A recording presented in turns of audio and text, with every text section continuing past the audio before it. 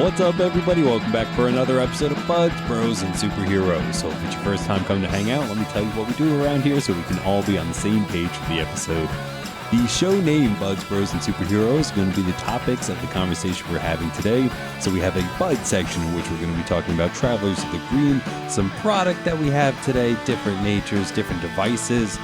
From there, we will head into the Bros section, where in between the releasing of this episode and the next episode, it's going to be St. Patrick's Day. So we're going to have some fun facts, talk about St. Patrick's Day memories, and then finally we will end in the Superheroes section, where we will be talking about a family of super-powered people.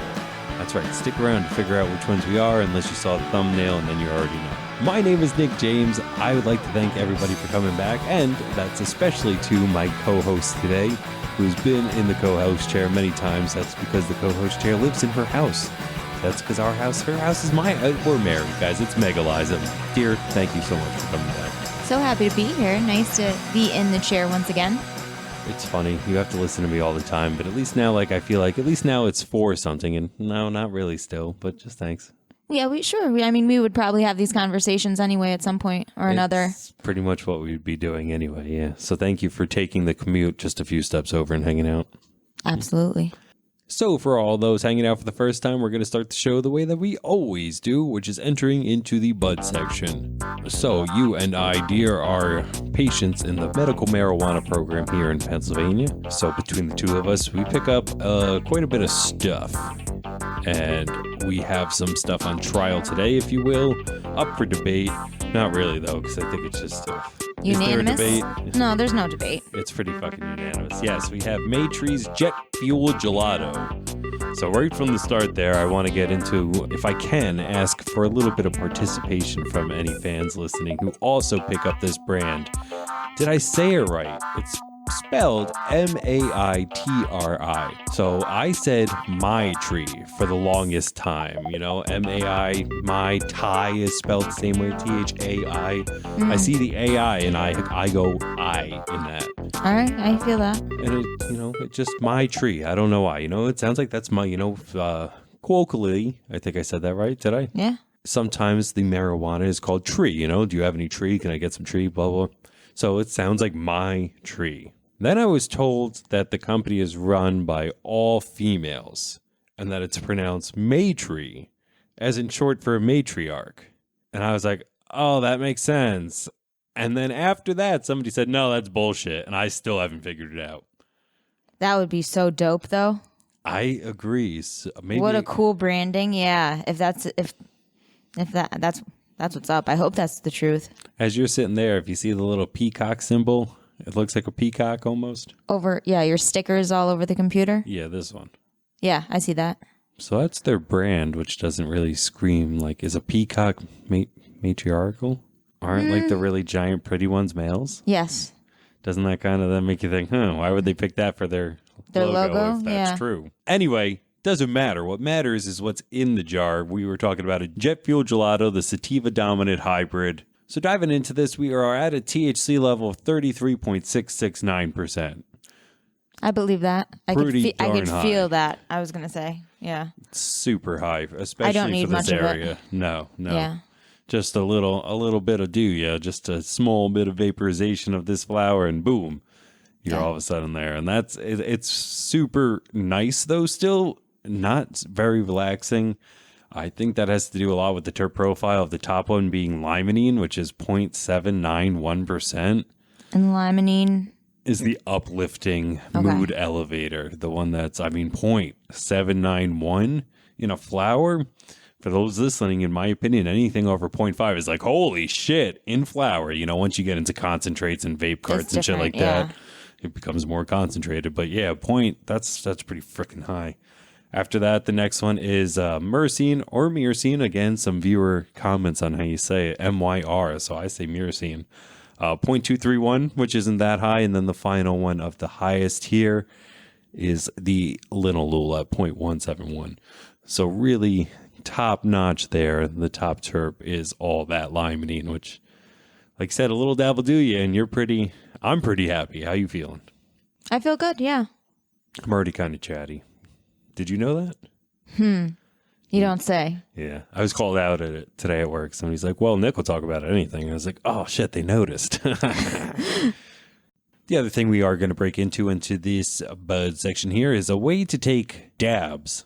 We've talked about it before almost on very many episodes of the Puffco and how much we like that. We picked up Dr. Dabber, which is pretty fucking extraordinary. Super cheap, coming in at $25 retail. Very easy to use, and even has a dual purpose. So you could pop that top chamber off and it's exposed. It's just a raw coil that you sit your concentrate on, pop the thing right back on, hit the button, vapors it up, boom. It looks like an e-cigarette or any other type of pull. And how are you liking it so far? I love it. I think it's very discreet. I love that it's portable. Fits right in and out of your pocket. Oh, absolutely. It heats up really quick. So far, I can't really imagine, like, this is great. I'm enjoying it a lot. And for that, we're going to talk about, I've had some Farm RX in there. Do you remember the last time I picked up a concentrate? What about you? We've been heavy on the flour. We've been much heavier picking up flour than concentrate, so. Yeah. I know I have some Insa back there, but we're finishing out this Farm RX, and I can't remember the name. I know that we went through all that Lucky Charms, but I don't remember. But that's what we're going to be talking about next week. And go ahead and talk about what we just picked up there, too. Chaos Kush, Elegant Orb. Two of my favorites. So Chaos Kush is usually a pretty standard hybrid where the Elegant Orb comes in as a nice indica. It's got quite a high terp profile that we'll talk about next week, but fucking A.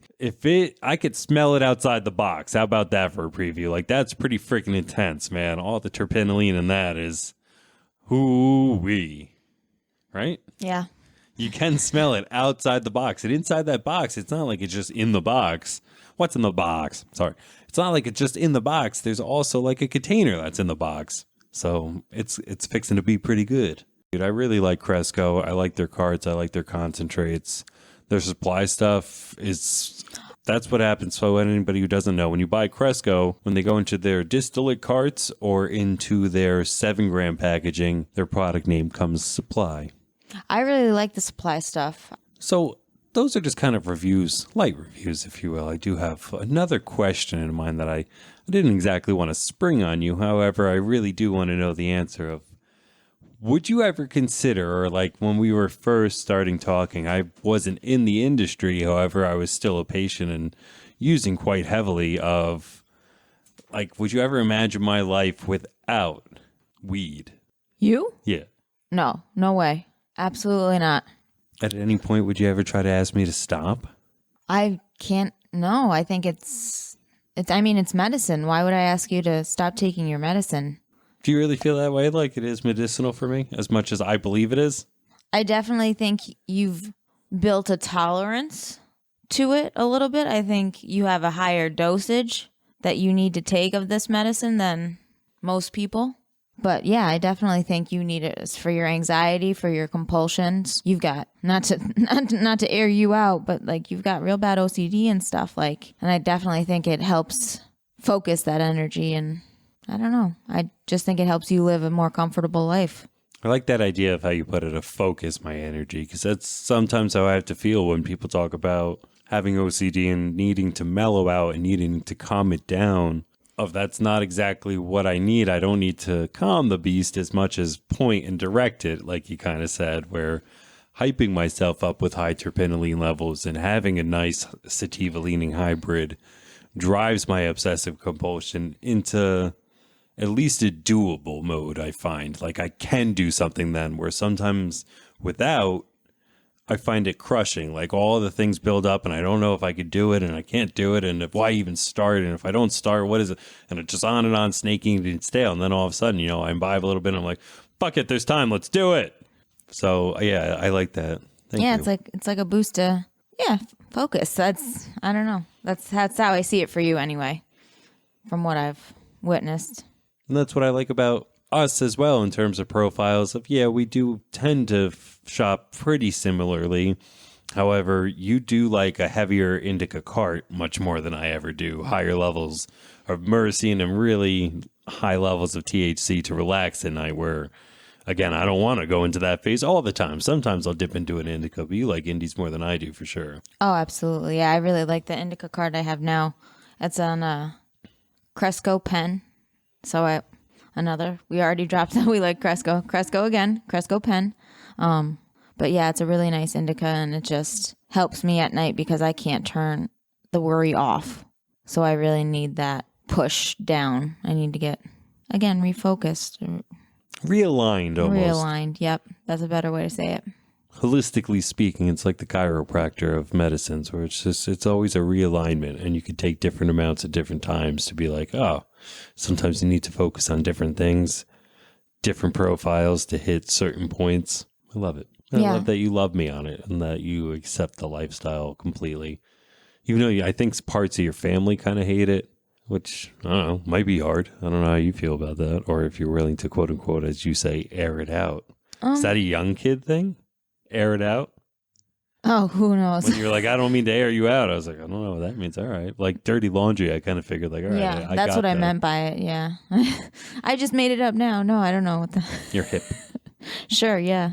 I don't know how everybody in my family is about it. I've tried to be more open about it than I was in the past. But there are members of my family who are in the program, and, you know, they appreciate your knowledge and insight. Not only that, but I could set up their cable too, so they love that. The IT guy. Well, dear, this was fun. This is a personal. I like kind of getting more into this. You know, I like doing the reviews and everything, but kind of stepping into a different side of this bud section was super fun to do with you. Thank you. Love you.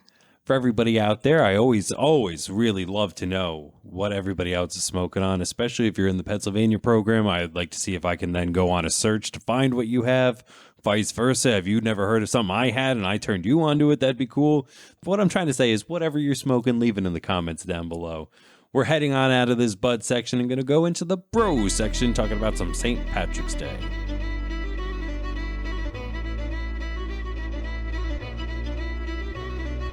Alrighty, now in this bro section, we're going to be talking about St. Patrick's Day as I moved here to the wonderful Electric City. Your hometown, you always lived here. I noticed that St. Patty's Day and its parade here is quite the fucking thing. You want to tell me about that? Yeah, it's one of the top 5 in the nation, size-wise. It's a big day for local businesses.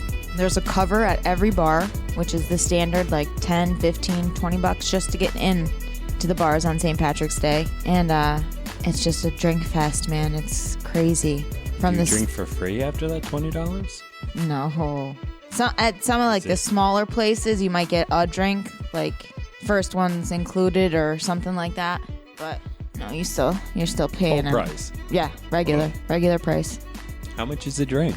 Depends on what you're drinking. It's been a while. Yeah, I've never drank, and it's like when I moved to Pennsylvania, I was already sober, so I've never been here to order a drink. I honestly can't figure out the math. Like, how many drinks have I quote unquote wasted by walking into a bar and giving them $20 for no alcohol? You know what I'm trying to say? Right. So if a drink is $5, I've just wasted 4 drinks. Right. Yeah, I would say probably about $5. All right, so they better be goddamn good drinks by the time I get in there. A lot of beer. I think the last time I went to brunch, the Bloody Marys were $5, I think. So, something like that. A Bloody Mary brunch on a Saturday? Sunday. Or is it? Oh, okay, because the parade's the Sunday after. Saturday. You just said Sunday. Oh, after the parade, they have a brunch? The day after? No, I went to brunch. I'm sorry, I mistold that story. Oh. So yeah, we'll just then figure then that's already 4 drinks that you're down. Crowds are huge. I once heard, if not from you, that the money that they make pretty much covers fees for the year. So when it didn't happen for COVID now more than twice, it seemed, it was a pretty bad downspout economically for the place. Devastating, I would say, for some of the businesses. Because you're right, some of them make enough St. Patrick's weekend between that and like the night before Thanksgiving locally is a big one. Between those 2 nights, the bars, pretty much stay afloat. And without those parade, goers coming in, spending all that money, getting all that cover money. It was bad. Yeah. So now this year it seemed as if things were going to be normal, if you will. And it's going to be weird to see if they get fucking snowed out or not. I feel so bad. I do too. It's saying right now, I don't know. I've heard anywhere from as low as 5 to as many as 9 inches. And that's just ballpark. We are recording on a Thursday. So this is going to be Friday into Saturday weather. So we're talking 24 hours in advance, and they're already calling for a minimum of 5. It's probably going to be a little gnarly. I don't think it's going to happen. Yeah, and I don't know what time the snow is supposed to start, but I think the parade starts at like 11 or noon. Yeah, it's supposed to be Friday night into Saturday night. Oh, okay, so it's a whole day fest of snow. All day Saturday, from what I've heard. Again, ballpark. I'll post on something if anybody's interested to see the outcome of it, but it could be a fucking wash, man. If not, either way, I am definitely making sure we're set Friday night for everything that we need. And we're going to snuggle in and watch something. Cool. I'm excited for that. I do feel bad for the St. Patrick's Day crowd, though.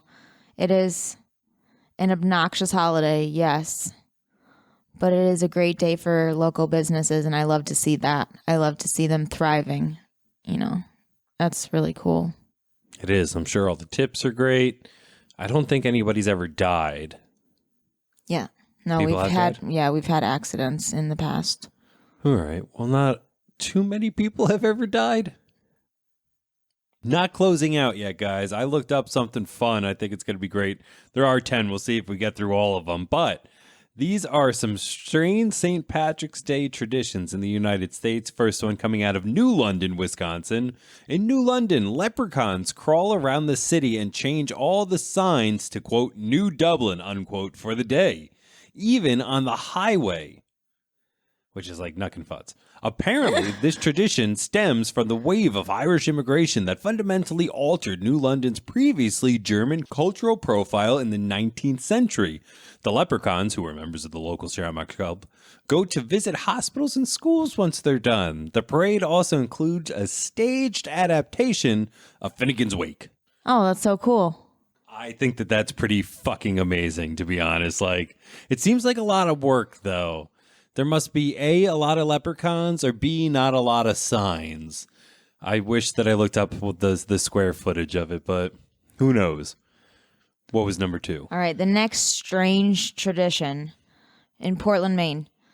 Talk about a rude awakening. The Patty's Day Parade plunge of Portland, Maine involves jumping into the freezing Atlantic Ocean at 5:30 in the morning. Nope. Those who brave the early alarm and the frigid waters then enjoy a free Irish breakfast, a live auction, and a raffle at a nearby restaurant. It's also for a good cause, and not just the adrenaline. The event donates proceeds to charity.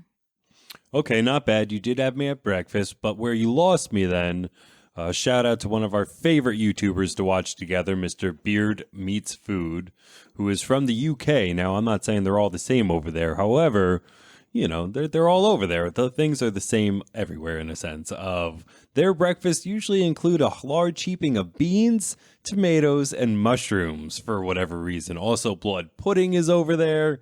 Thick sausages. Not about that. So you had me with breakfast, then lost me with breakfast. A raffle, I'd have to see. No, plunging water, I'm not doing. Are you going to plunge?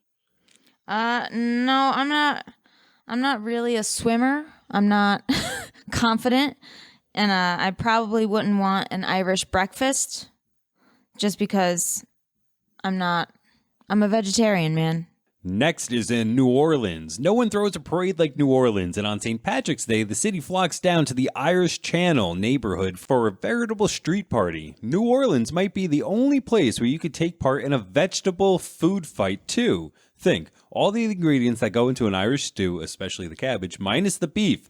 The ceremonial throwing of the cabbages using underhanded techniques so no one gets hurt is meant to memorialize how cabbage replaced potatoes during the potato famine, thus becoming a staple of Irish cuisine. Fucking A. That's cool. We're learning. We're learning on this show all of a sudden. It's fucking crazy. All I could think of, though, was the Pittston Tomato Festival, where they throw tomatoes at one another. Once you said vegetable fight. Yeah, and they do that in another part of the world, too, where they throw tomatoes. Throwing vegetables seems to be a thing. I don't understand, though, in like medieval times, especially when we're watching it in movies when they're throwing vegetables, it's like, Why weren't they waste the starving? food? Yeah. Yeah. What a Anyway. wasteful. Anyway, what's the next Chicago, Illinois. Of all the town. Of all the cities that dye their waterways or landmarks green for St. Patrick's Day, Chicago's Green River is the most famous. Every year, the Chicago River turns green in time for a parade held on the closest Saturday to the holiday. This tradition has been guarded by the Butler and Rowan families for more than 50 years. A 6-person boat crew distributes a top-secret recipe that contains eco-friendly, vegetable-based dye into the river, casting a spell on the waterway that can last for a few days. Fucking A. See, because I was sitting there thinking the whole time, like, where's EPA? Where's the environmental people? So it's good to know that it's all vegetable friendly. Yeah, that's neat. I'd like to see it. I don't know. Do you want Cold there. Yeah, that's the first thing I think of too. I mean, it's cold here, but I can't imagine how cold it is there. They do have a nice skyscraper, kind of like they have that one that you can go all the way up in. I want to see. It's where Gotham is in my mind because a lot of Christopher Nolan's The Dark Knight, they use that giant reflective beam for whatever reason, right? That's Chicago. Yeah. Okay, that's there. But Dyed River of Green in March. I would go for that. Next, in Hot Springs, Arkansas. So Hot Springs is the home of the world's shortest St. Patrick's Day parade, which takes place on the shortest street in everyday use in the world. So everyday use, the shortest in the world. It took a second for me to understand what the fuck that meant, but I guess there are shorter streets that are not in everyday use that hold the title that they're not willing to What a weird fucking distinction. That's why, like, you're watching me read and, like, my face must have been twisted. Like, how many distinctions for roads and shortness are there that they're... Anyway, so... As named by Ripley's Believe It or Not in the 1940s, so we've been talking about this short road for quite some time. Bridge Street, which is only 98 feet long, hosts the hour-long parade, which includes Elvis impersonators, a Blarney Stone kissing contest, and various other performances. Must be fucking boring in Arkansas. I wonder if everybody's kissing that Blarney Stone now. That's a good fucking point. All right, so that was in America. These are from the rest of the world, so we're going to butcher some names. What is this next one? Montserrat. Okay. This Caribbean island, home to a sizable Irish Catholic population since the 17th century, is the only place in the world outside of Ireland where St. Patrick's Day is a public holiday. Montserrat's celebration isn't just generously proportioned, it lasts for about 10 days. In addition to celebrating the saint, the day also commemorates a slave rebellion and includes a calypso competition, Creole food, and the blending of the island's Irish and African heritage. Fucking A. That would be, I would love to go to that festival, that 10-day festival. That would be neat. And it'd be warm there. When you started reading that, I don't know why you were going to say it's the only place outside Ireland where they go around and kill fucking snakes.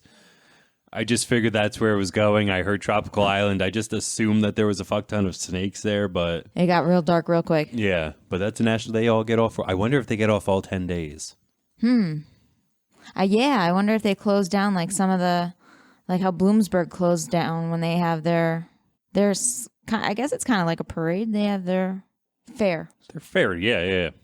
Up next comes from Brussels, Belgium. Along with the traditional parade, Brussels residents play Irish sports such as Gaelic football, hurling, and camogie, C-A-M-O-G-I-E, on March 17th. Later on, they have a St. Patrick's Day ball where you can toast during a champagne reception, play some sports. It's unclear whether the champagne is green or not, however. Interesting. Brussels. It's got to be green. A lot of places do green beer, so why not? Banwin, Wales. This Welsh city has laid claim to being St. Patrick's birthplace, and they ritualize it annually. According to members of the Banwin and District History Club in Wales, St. Patrick was born in Banwin in the year 385 AD. Their parade culminates at the stone commemorating the saint's alleged birthplace. All right. Now this one's fucked up. It's not even on the planet. In 2013, a Canadian astronaut wore green, took a photo of Ireland from space, and posted a video of him singing Danny Boy. This builds on the precedent of another astronaut who performed an Irish flute song in space to commemorate St. Patrick's Day. So yeah, we've Intergalactic, is that the word? no, it was still in the Milky Way galaxy, so there wasn't 2 galaxy. Okay. There was only still the 1 planet, so it can't be interplanetary. I don't know. It could be multi layers of what's that word? Atmosphere. Mm-hmm. Multi-atmospheric celebrating. But there's no atmosphere in space. I don't know. There's got to be a word for it. I wish I knew. Close enough. Anybody, please put it down in the comments if you know. That would be super helpful. I'd love to know what that word is. And number 10, our final, is Ice Japan. One of Japan's St. Patrick's Day parades kicks off at the Ice Shrine, which is dedicated to a Shinto sun goddess. With the Japanese and Irish flags flying together, residents dress like leprechauns, play bagpipes, and do jigs. The day culminates with an oyster festival. Oysters. I was just going to say, I don't know. I don't get the oyster part per se. I'm down for the bagpipes. Love me some bagpipes. I think just seafood is so much into everything they do that it doesn't really matter what other traditions they're celebrating. It's just seafood is, yep. Yeah. Gotcha. Any weird things that you do on St. Patrick's Day or have with your family? No, my family, a lot of them go to the parade or are parade goers. Some of them have parties have house parties instead so that they don't have to fight the crowds, but they still celebrate. My favorite memories of the parade were when I was a little bit younger and coaching cheerleading. I loved doing the parade with the cheerleaders because we were in the parade. So I didn't have the pressure of going out for the parade. Just got on a bus at the school and they drove you there, dropped you off, and then you got to see and do everything and somebody drove you home. Right, exactly. For the most part, drove you back to your car, which was far away from the madness. Exactly. So those were the best days, and I always had a good time, and the girls were always a fun experience, and, Now, if this snow does kill it for Saturday, do you think they'll reschedule? Have they done so in the past due to inclement weather? I'm not sure if they've done it in the past, but I can't see why not. Why not push it back a week? Mostly because I wasn't working this Saturday, and I am working next Saturday. Because we're talking about, I'm afraid for a spot at my job with how quote unquote close it is to the parade route. I would totally drop you off at work, yes. If you were working on parade day, you would definitely need to be dropped off. That's what we're talking, people. I'm not even close to the route, and it would be You're pretty close to the route. You just have to walk up that hill. Interesting. For us, I'd say growing up was just the quote-unquote standard meal was the only thing I can count on. I don't think we had parties or it was a known day other than just like maybe a little bit older, in that rebellious stage of like, yeah, we're going to get fucked up because beer. I don't know. We did that a little bit, but definitely would like some potatoes. I was surprised to find out that fact that we just learned about the cabbage. Don't really love cabbage, but we can always figure for some boiled carrots as well, and then the corned beef. So I love corned beef. I like corned beef on sandwiches. I like corned beef with mustard on rye. I like corned beef when it's stacked high. There's this place we should go to where they make giant sandwiches. Like you order one sandwich for 3 people, and then they have a bread bar so everybody can make their own sandwich out of your sandwich. Whoa. And then this leftover sandwich. Too bad. I probably wouldn't eat it. No, it's beef. Beef is in the name. Do they have vegetarian alternatives to this massive sandwich? Oh, no. This is in Jersey. They don't. Back off. Yeah. Wondering out there if anybody else learned anything today or has any great St. Patrick's Day festival or celebration memories, traditions, things of that nature. But we are going to head on out of this bros section and get into the superheroes section, where if you made it through the opening, you didn't see the thumbnail, we're going a weird route today, but fuck it, they've got superpowers. Talking about Encanto. So, a pretty recent movie coming out November 24th, 2021, rated PG, an hour and 42 minutes long, which it could have been longer, which I very rarely say on this show.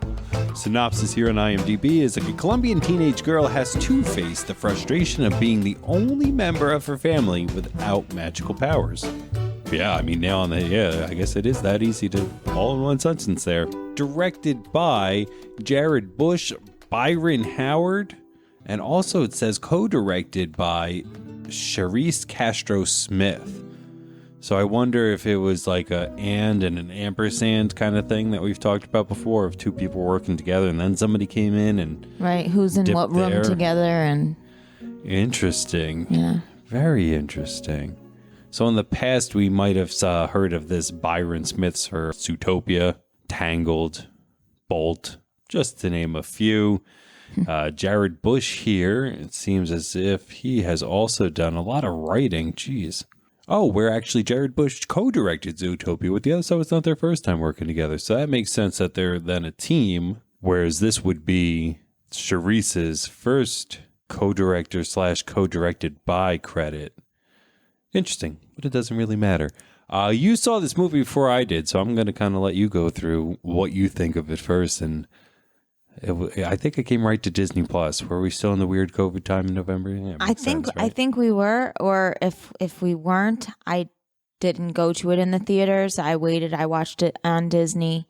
Actually, my language guide at my job recommended that I watch it, so I took the time out and just really enjoyed it. I thought it was really beautiful and well done, and the songs were catchy, and I loved the mixture of Spanish and English, and it's so much part of our culture now, and it just really felt authentic. But again, everybody had magical powers, and that's why it's in the superhero section. So as I'm talking about how authentic it is, I'm like, but also it's not at all, because they're all magical. Yes, exactly. But that's what's kind of cool about it, is it makes sense in that way of it's grounded and magical. I know, it doesn't really make sense. For me at this point, I was a little strung out on New Disney in a sense. Like, so the one thing to recognize is that this is a Disney movie. People go, of course, that's what we're talking about. But it's not a Disney Pixar movie. And yes, Disney owns Pixar. However, they didn't at one point, and now that they do, when they put out a movie, it's a Disney Pixar movie. So the last one was Luca, and before that was Coco or something like that. In terms of Disney Pixar, and I thought this was going to be another Disney Pixar, where I was like, I'm just kind of, it seems like we just keep doing the same thing of like find basically somebody not American, let's travel the world a little bit and find out a story about them, which is great. But it's like, I found Coco very similar to Luca in terms of like, Really? I see. I enjoyed both of them so much that I'm the target audience, man. I want to travel the world. I want to meet these people from abroad. I like it. Whereas when I think of Disney Pixar, I'm like, take inanimate objects and make them make them people, anthropomorphize stuff. You want Toy Story all over again. Toy Story. I want Cars. Yeah, I want A Bug's Life. Yes, I want the same things of not so much take me around the world, take me somewhere else. That's not possible, that you can only do with computers, in a sense of like, this could have been a live action movie real easy. That's true, too. I didn't think of it that way. Yeah, that would have been cool. I would love to have seen Encanto as... I know anything can I'm be, sure it's going to be a musical. I'm sure it's going to be something somewhere. Correct. On the stage, yes, it could be on the stage very easy with really minimal practical effects when you think about it. Mm-hmm. Or digital effects, excuse me. With a lot of practical effects, you could make the magic come true. Right. Whereas, I don't know. I just find Toy Story and Cars, like stuff like that, different only because... You need the computer to... Yeah, even when you do it or you dress people up, you have to then play with sets to make it look huge, but we're all sitting there going like, no, I know that's not... I don't know. Maybe I'm looking too far. I wasn't super hyped for this, is what I was trying to say. So you were watching it for like the second time, and I came in mid-movie and watched it, and I was like, meh. And then you wanted to watch it again, and I was like, all right, I should watch this. And then when you finally got to see it from the beginning, get the whole story, and then you were on board. Yeah, it's beautiful. It is quite awesome.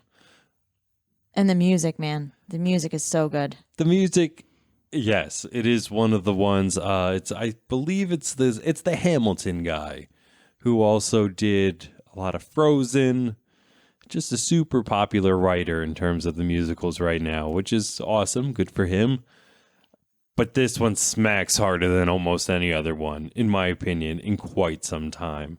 Just banger after banger. The big one is we don't talk about Bruno, that everybody's singing. It's fucking catchy as shit.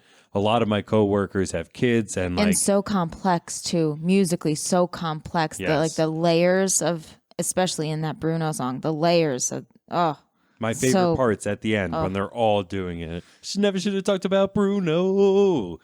And let's around his back. Yes, no. And they're all singing on top. Yeah, right. So fucking it's so good.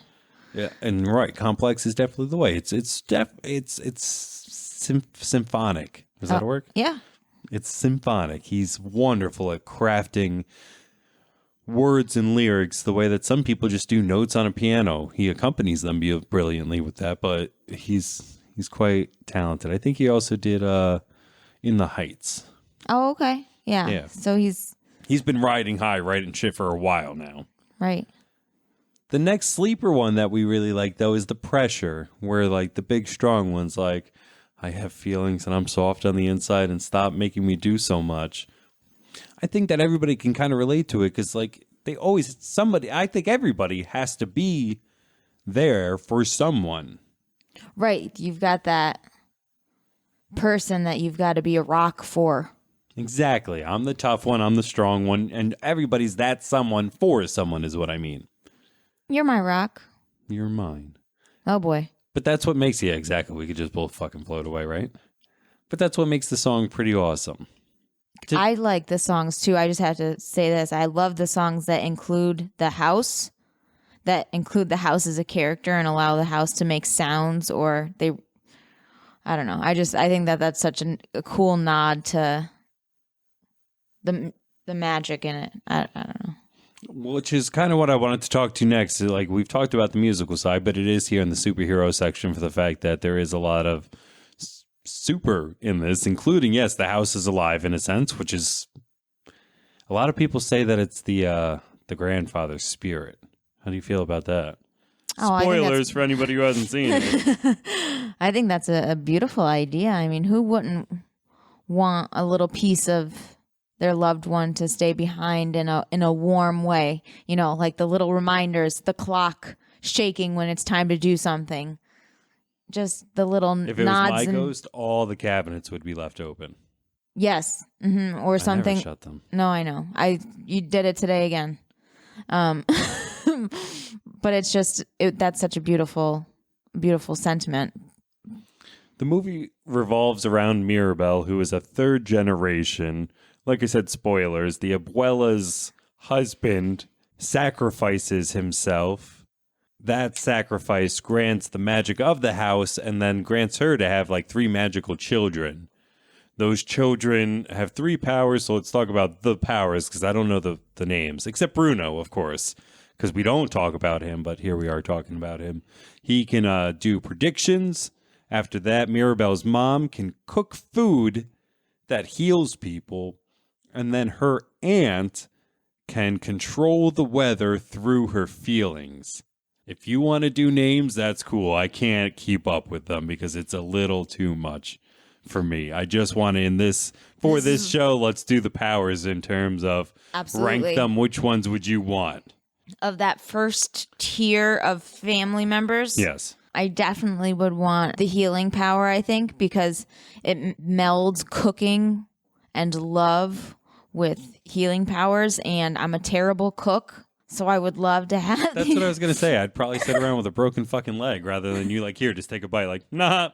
I'm good. I'm in immense pain, but I'm not hungry, I swear. I'm not that bad of a cook. I don't know. It depends. It depends on what you made and how much pain I was in. Moving forward. So I would want that first. The next one I would want would probably be to see the future. And then the last would be to control the weather, because I feel like the weather is a very specific and continuous burden that I don't think I can handle.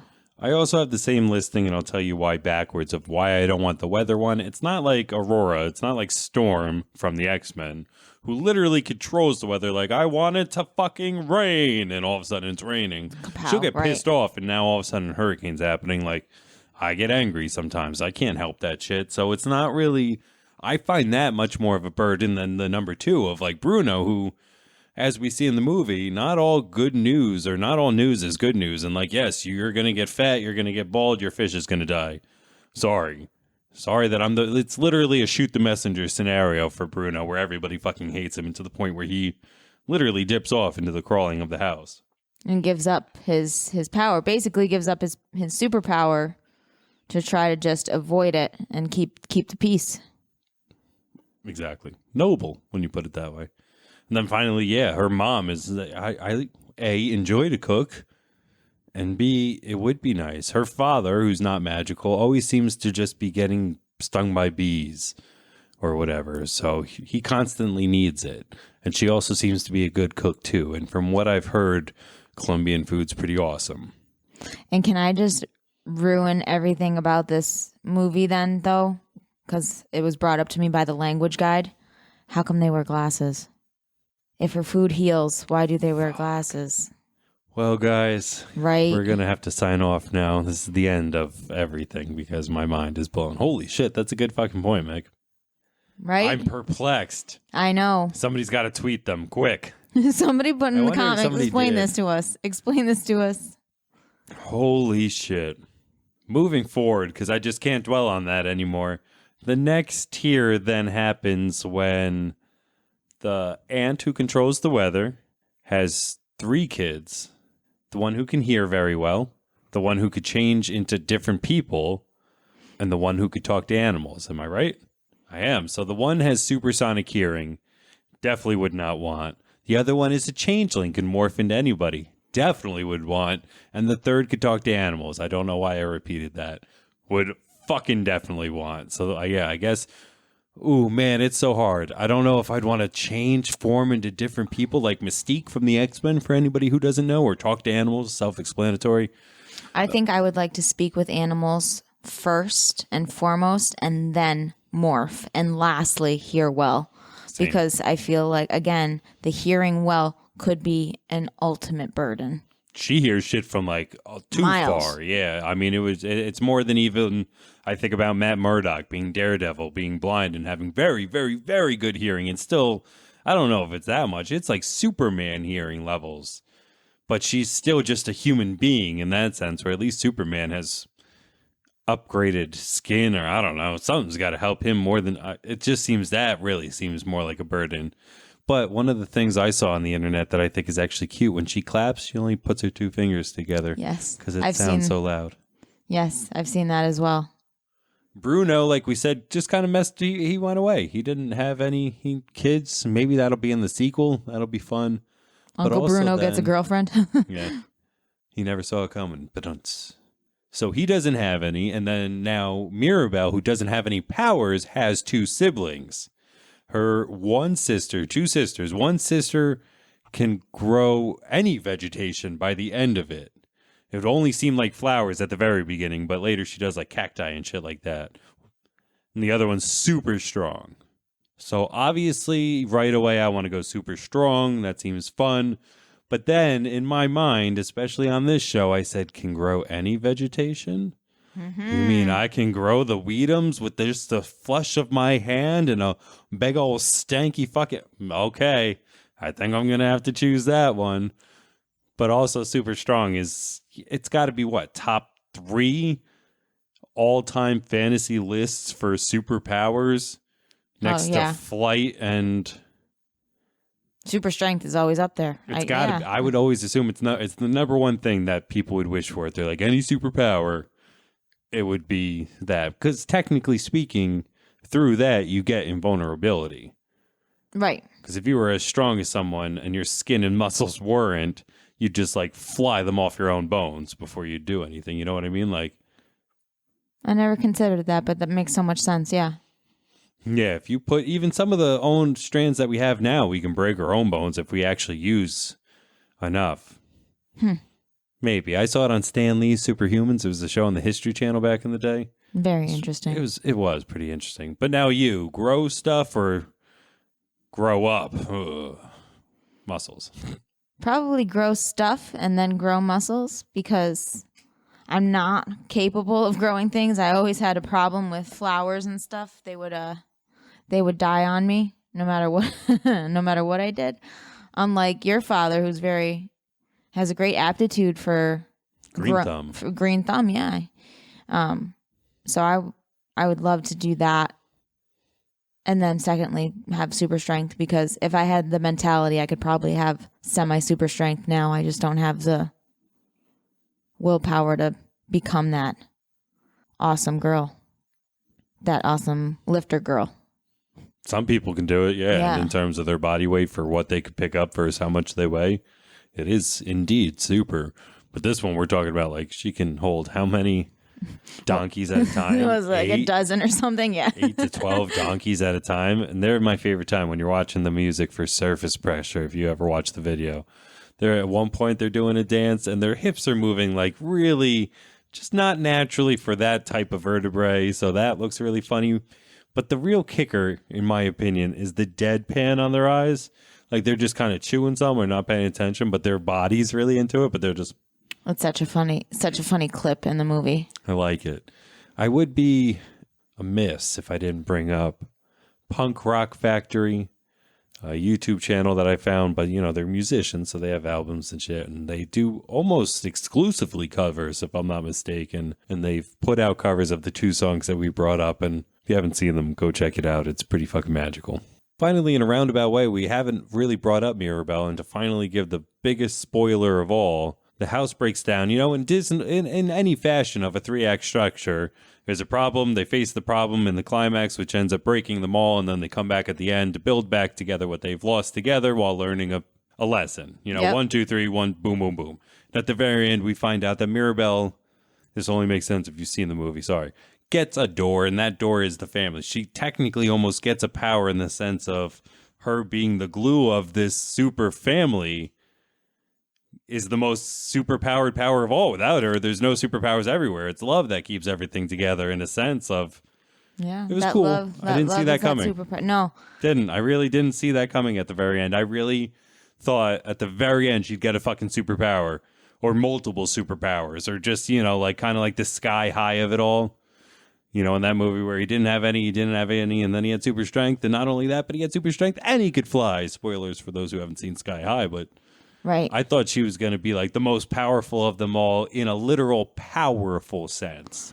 Whereas they went, you know, for the heart. They went for the touching of, well, she keeps them together with love. And it's like, I see what you did there. You clever fox. Yeah, I just think it was a great movie and definitely worth a watch and a rewatch just to appreciate the music. I think the second watch on the music, since it's so fast, some of it is... And closed captionings is a must while you're watching it, definitely. Agreed. You're not the only one who loved it, though, and has been rewatching. As we brought up at one point in this conversation of its release date around the pandemic, movie theaters weren't doing what they were doing now, which is, you know, I wouldn't say back to normal, but it's pretty, we're getting there, and they're going to put it back in theaters. That's how well it's doing, and that's what they think the demand is. And to be dead honest, if I'm not doing shit during the middle of the day... I'll go rock out to Encanto in a big theater. Fuck it. Yeah, I would love to do that. We'll go take the nephews, maybe. Yes. We can bring small children so it doesn't look that weird. You're right. So now we have gone through 3 brackets of powers. Cap it off, end the conversation. You have to pick one. You have to. Oh, and man. It can't be lame. Don't pick Mirabelle's power of love. You got to pick one of the actual fucking powers. Which one you going with? The mom who cooks and heals, because I just find that touching. Because I feel like all moms make broken things better, and that's just what moms do. And I would love to have that power. See, I told you not to go for something sappy, and you ended up finding a way around it. Good for you. I'm going to choose something awesome, and I think I'd go with the little boy who could talk to animals. I want to talk to animals. You would. I think that fits you. You would have such a cool vibe with animals, I think, because you get along so well with the dogs, and you just have, I don't know, you just have the right vibe for it. But, like, if I had their voice, what would I do with my day? I spend about 60% of my day going, hello, my name is King, and this is what I am thinking. Like, I do his voice for him, so what if I gave him a voice? I'd just sit around, like, talk, and he'd be like, about what? I'm tired. What power would you choose? All those fun things. Love to hear about you in the comments as we close on out of this superheroes section. Just closing on out of the whole show, and I always do so by thanking whoever comes to sit with me, even if they're my wife who's sitting with me. Once we're done, we're just going to go sit over there, but, you know, doing this, taking any time amount of your day, 24 hours a day we all get, taking any amount of time to come do this with me. Multiple times you've done it. When you're not in that chair, you're in that chair, still listening. Like, it's a big part of your life because it's a big part of my life. If I've never really thanked you enough for it, I do appreciate your love and support as always, dear. Thank you. Of course. I love being here, and I love your podcast. I love you. Love my listeners out there. Always looking for more engagement. Hit us up wherever you get the podcast or wherever you're on your social medias. My name has been Nick James. MegEliza. This has been Buds, Bros, and Superheroes, and we are out of here.